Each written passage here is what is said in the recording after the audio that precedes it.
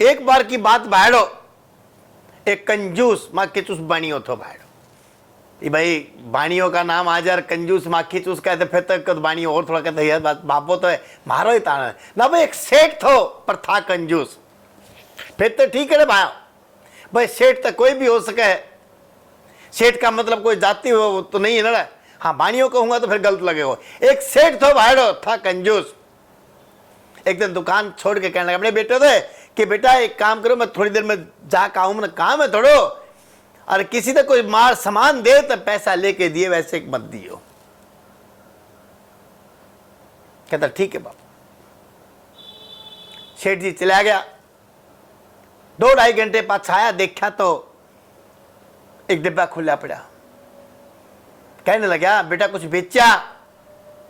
अगर ना पापा आज तो कुछ नहीं बेचा, पर हाँ नमक दिया है। जो तालाब पे जो महाराज जी रहे ना, वो एक जगह एक सामग्री नहीं मांगते, आपने पता है।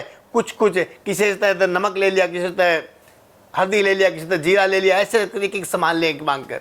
तो कहना बेटा कि 1 चम्मच जो मैंने नमक दे दो, भगवान का भोग बनाना है। तो मैंने 1 चम्मच जो है भगवान का भोग दिया। बोला इस डिब्बे में है, बस तो जहर दे दिया और दुकान छोड़ के सीधा भाज लिया तालाब पे। और महाराज जी ने भी क्या किया, भगवान का भोजन तैयार करके भगवान का भोग लगा के और खाने के लिए बैठा था। लाला जी ने दूर से आवाज दी, सेठ जी ने जो लाला जी ने कहूँ सेठ जी ने दूर से आवाज दियो कि महाराज जी रुको।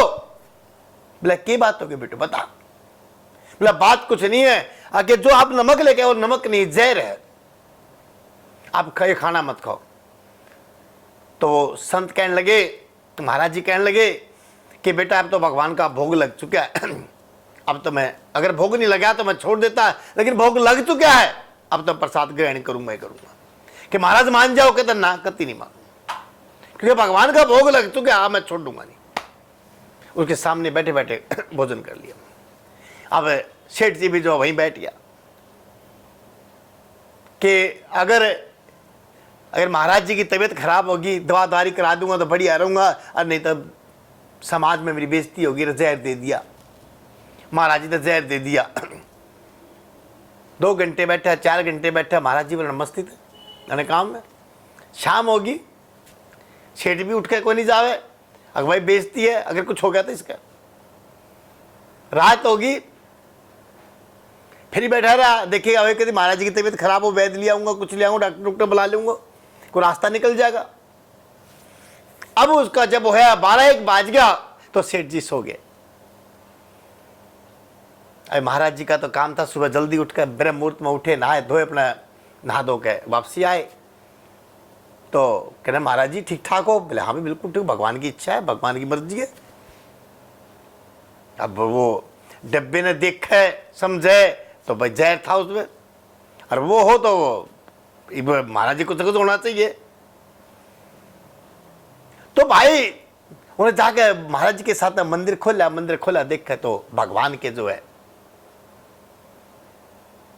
विग्रह के 2 टुकड़े हुए मिले,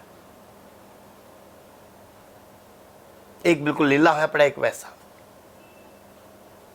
जब उसने वो चीज देखी, देख के तो आंखों में आंसू आ गए और लंबा लेट गया। कहना भगवान मैंने आज तक नहीं पता था कि आप जो आप पे इतना विश्वास रखे कि उसके विश्वास ने आप कभी तोड़ते नहीं।